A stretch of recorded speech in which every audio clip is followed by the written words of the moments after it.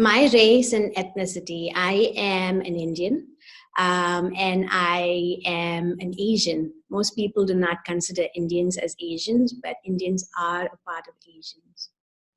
My ethnicity influences me a lot in what I wear, especially the bright colors, the gold embellishments.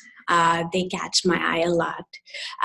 The fabrication, the motifs, I look into all those details, especially the color and the embellishments catch me a lot. And I also think the jewelry that I wear kind of influences a lot of my whole aesthetic.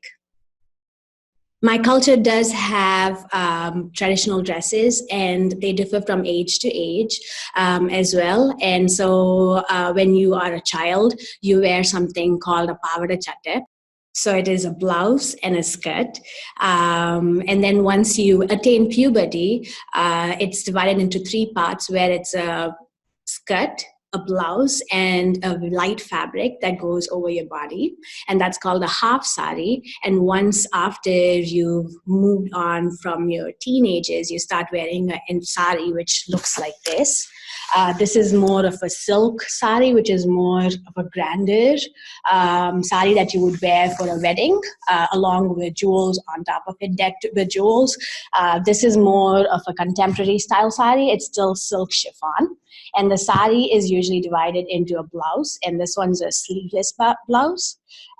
This is the front of it, this is the back of it, and then this is the sari itself, and it's lighter in weight in comparison to a silk sari, but it's embellished completely, it's hand embellished, and they also add, it goes till the floor.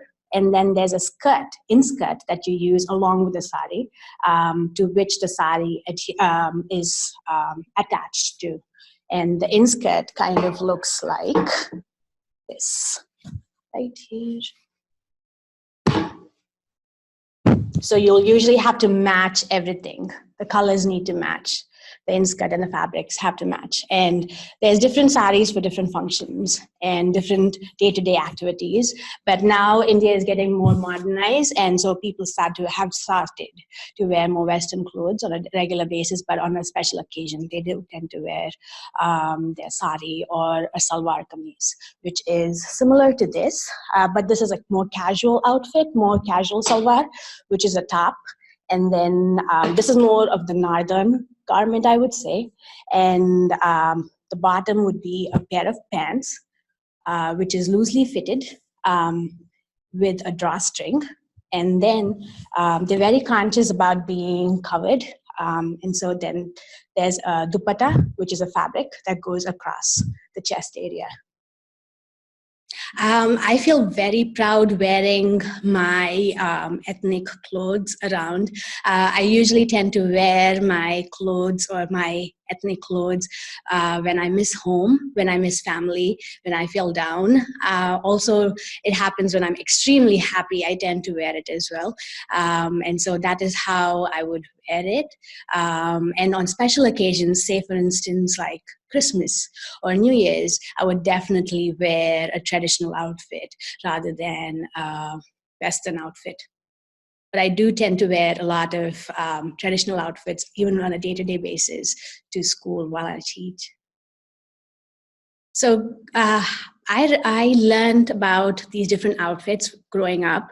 I saw my mom wear all these different outfits, and she would wear more contemporary, although it was not very accepted during those times.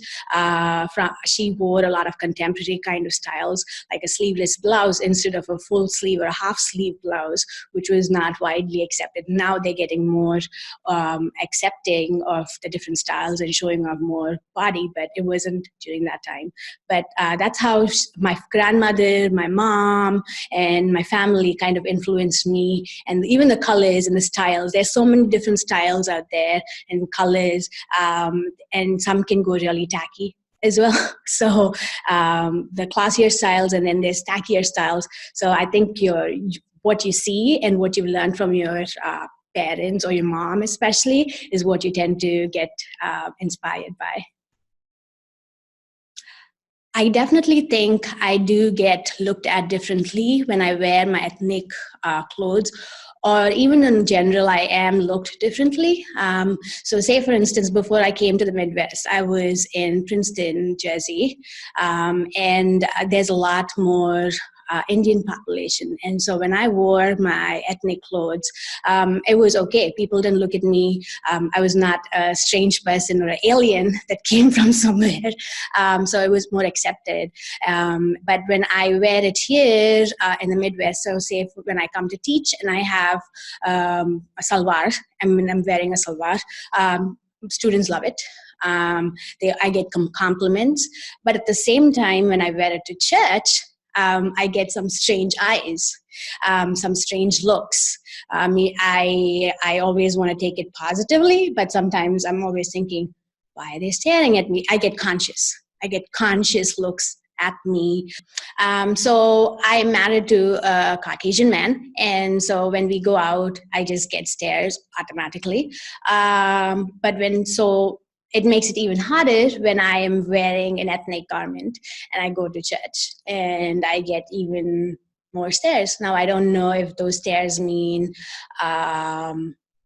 good or bad stares, or if they're just curious stares, or if they're just weird stares.